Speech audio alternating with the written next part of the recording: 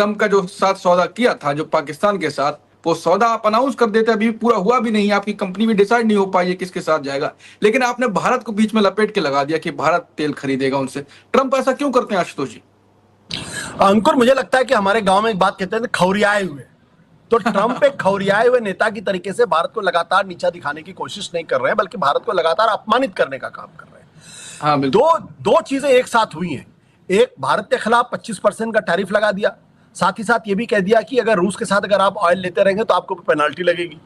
उसी दिन वो ये कहते हैं कि अमेरिका जो है वो पाकिस्तान के ऑयल रिजर्व को जो है वो विकसित करने में मदद करेगा। और यही नहीं, वो ये भी कहते हैं कि वक्त ऐसा भी आएगा जब पाकिस्तान का जो ऑयल है, पाकिस्तान जो ऑयल है वो भारत को भी सप्लाई करेगा। ये जो सेंटेंस उनका इस्तेमाल किया गया है कि भारत को भी सप्लाई कर सकता है ऑयल, क्या ट्रंप इतने मासूम हैं, इतने निर्दोष हैं कि वो जो बात कह रहे हैं वो भारत को कितनी चुभ सकती है? मतलब भारत जो नरेंद्र मोदी के जमाने में जो लगातार कहने की कोशिश कर हम तो विश्वगुरु बन गए, पूरी दुनिया हमको देख रही है, और हम जब मोदी जी कुछ बोलते हैं तो पूरी दुनिया हमको सुनती है, और हमारे बीच में एक ऐसे लोगों की फौज खड़ी हो गई जो मान बैठी कि हम तो अमेरिका को भी पटक के मारेंगे और चीन को भी पटक के मारेंगे, और अमेरिका चीन अगर दोनों साथ साथ आ जाएंगे तो दोनों को भी पटक के मार देंगे। इतनी ताकत हमारे अंदर हो गई है। ये जो छलावी दुनिया, मायावी दुनिया में जो कुछ लोग रहने लगे हैं, उनको ये बात समझनी चाहिए अच्छी तरीके से कि भारत आज की तारीख में अमेरिका के राष्ट्रपति डोनाल्ड ट्रंप लगातार बेइज्जत कर रहे हैं। वो इतना कहते तो ठीक होता कि उनकी जो कंपनियां हैं वो पाकिस्तान के ऑयल रिजर्व को निकालने में मदद करेंगी, लेकिन जब वो ये कहते हैं कि वो भारत को भी सप्लाई करेगा, तो ये भारत का जो आत्मसम्मान है उसको कितना चुभता है। और भारत आज की तारीख में दुनिया की चौथी सबसे बड़ी अर्थव्यवस्था है, फास्टेस्ट ग्रोइंग इकोनॉमी है, ऐसा लोग कहते हैं, मोदी जी का यही दावा है। तो हमको पाकिस्तान से बार बार जोड़ने की जो बात, जिसको कहते हैं ना हाइफनेट करना, पाकिस्तान को भारत के साथ हाइफनेट करने की जो कोशिश है, वो दरअसल ट्रंप भारत को नीचा दिखाने नहीं बल्कि अपमानित करने का काम कर रहे हैं। और यही बात जब संसद के अंदर हमारे विपक्ष के नेता बोलते हैं तो नरेंद्र मोदी जी के मुंह से या फिर भारत के विदेश मंत्री के मुंह से शब्द नहीं निकलते कि भाई 30 बार वो आपको बेइज्जत कर चुका है और उसके बावजूद आप ये नहीं कहते कि वो झूठ बोल रहा है। क्योंकि और ये परसेप्शन पूरी दुनिया में जा रहा है कि भारत जो है अब वो कमजोर देश है और इसलिए वो ट्रंप को जवाब नहीं दे पा रहा है। चीन भी उनके ऊपर जो है वो आंख दिखाता है और उसको भी भारत स्वीकार कर लेता है। बताइए, चीन ने भारत के साथ कितना अन्याय किया। पाकिस्तान ऑपरेशन सिंदूर के दौरान वो भारत के खिलाफ लड़ाई लड़ रहा था, पाकिस्तान की मदद कर रहा था, अपने इंजीनियर्स वो भारत से वापस ले रहा है, भारत का जो रेयर अर्थ मैग्नेट है उसके एक्सपोर्ट में प्रॉब्लम क्रिएट कर रहा है। और हम क्या कर रहे हैं, हम चीनियों को वीजा दे रहे हैं कि आइए आप हमारे यहाँ आइए। तो ये सारी चीजें दुनिया में क्या संदेश दे रही? दुनिया में संदेश ये दे रही है कि भारत जो है अब बहुत कमजोर हो चुका है। अमेरिका उसको रोज आंख दिखाता है, चीन लगातार उसके खिलाफ शत्रुता का व्यवहार कर रहा है, लेकिन फिर भी भारत जो है उसके सामने झुकता हुआ दिखाई पड़ रहा है। ये जो संदेश जा रहा है ये बहुत ही खतरनाक संदेश है, बहुत ही चिंताजनक संदेश है।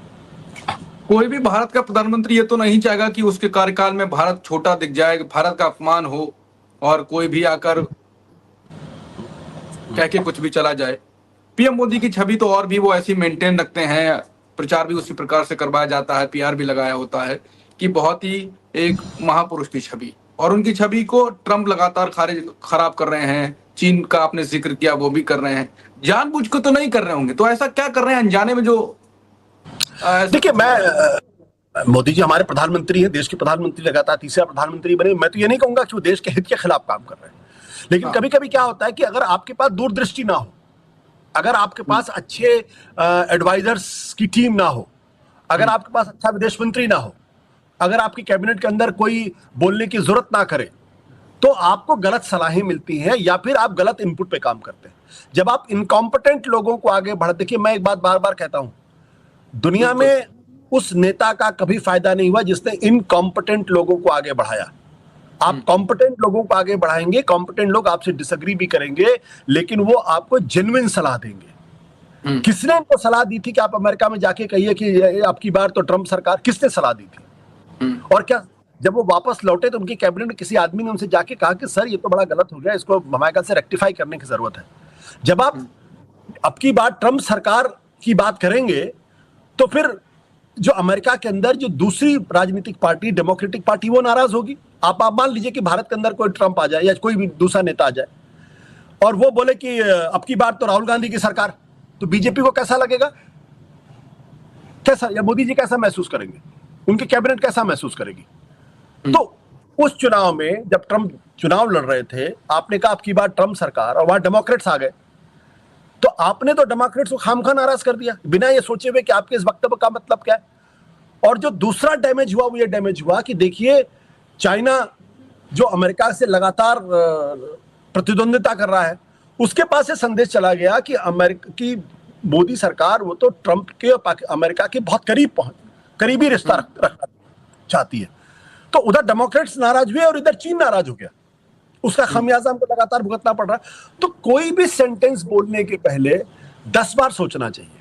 जब भारत के प्रधानमंत्री एक भी शब्द बोलते हैं वो हेडलाइन बनती और दुनिया में हेडलाइन बनती, तो एक एक शब्द बहुत तौल के, बहुत सोच समझ के और ये सोच के बोलना चाहिए कि हम जो बोल रहे हैं इसका लॉन्ग टर्म इंपैक्ट क्या होगा, शॉर्ट टर्म इंपैक्ट क्या होगा। कई समय हमारे पड़ोसी देश तो नाराज नहीं हो जाएंगे।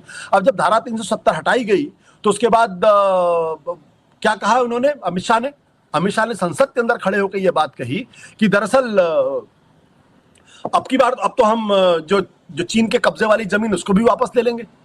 तो आप बात धारा 370 पे कर रहे थे, आप पाकिस्तान को संदेश देने की बात कर रहे थे, आप जम्मू कश्मीर के अंदर जो आतंकवाद विरोधी गतिविधियां चल रही थी उनको आप कमजोर करने की कोशिश कर रहे थे, वहां के का जो प्रशासन था उसको मजबूत करने की बात कर रहे थे, और आपको ये बोलने की जरूरत ही नहीं थी। तो उससे क्या हुआ, चीन नाराज हो गया। चीन नाराज हो गया तो उसका असर आपने देखा ऑपरेशन सिंदूर के दौरान क्या हुआ, चीन और पाकिस्तान एक साथ दिखाई पड़ रहे।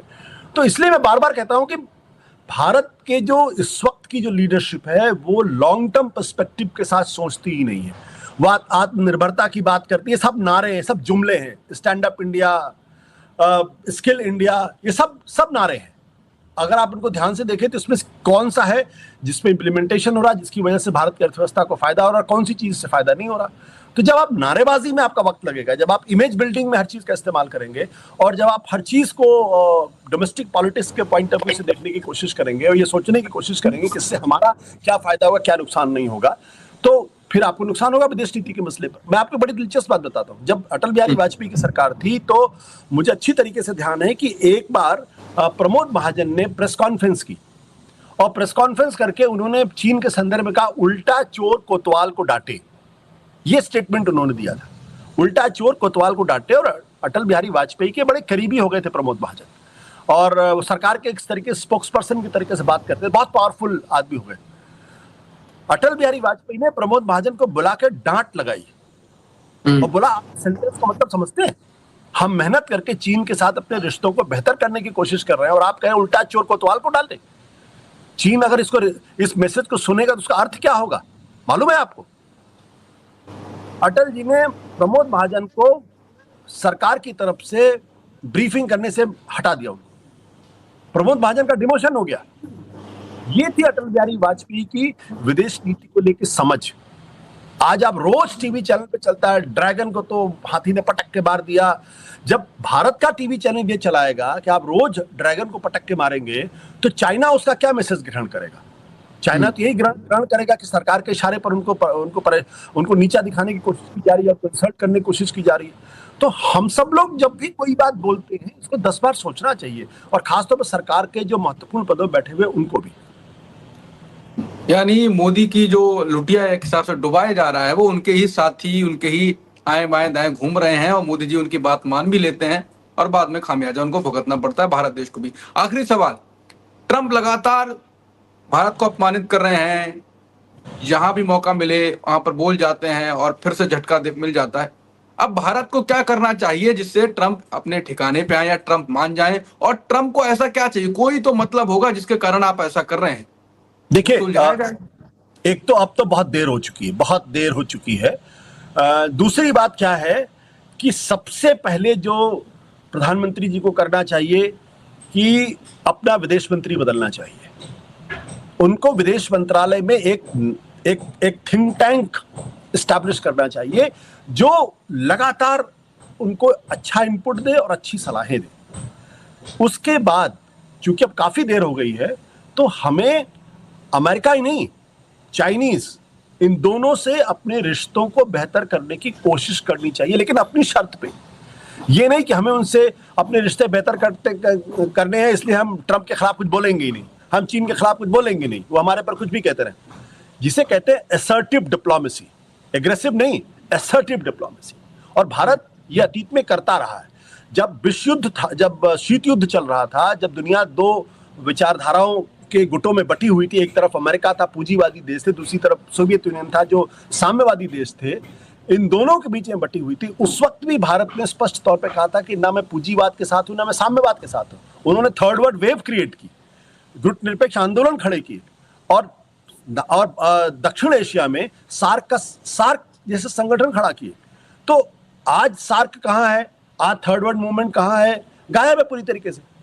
कम से कम जो भारत के इर्द गिर्द के जो 7-8 देश हैं, उनकी तो हर 3 महीने के बाद एक रेगुलर बैठक होनी चाहिए, ताकि आपस में अगर किसी तरीके की कोई गलतफहमी हो, किसी तरीके का कंफ्यूजन हो, तो आपस में बैठ के सलाह मशवरा कर लिया जाए, उससे बातचीत कर ली जाए। तो उससे क्या होगा कि पाकिस्तान को भी एक मैसेज जाएगा। आज आपके साथ बांग्लादेश नहीं है, नेपाल आपके साथ नहीं है, भूटान सब देख रहे हैं, श्रीलंका को चाइना वहां घुस चुका, हर जगह चाइना घुस चुका है। और हम डेलीगेशन भेजते हैं, और हमारे अपने पड़ोसी देशों में हम डेलीगेशन नहीं भेजते। तो इसलिए पूरी की पूरी विदेश नीति को एक नई लीडरशिप की जरूरत है, और मुझे नहीं लगता कि जयशंकर उस पद के काबिल हैं। वो बहुत अच्छे विदेश सचिव थे, हम सब लोग बड़े खुश हुए थे जब वो विदेश सचिव से उनको विदेश मंत्री बनाया गया था। लेकिन उनकी दिक्कत क्या हो गई कि वो अपने आप को पॉलिटिशियन मान बैठे, और जो विदेश नीति का काम था वो उन्होंने पीछे कर दिया।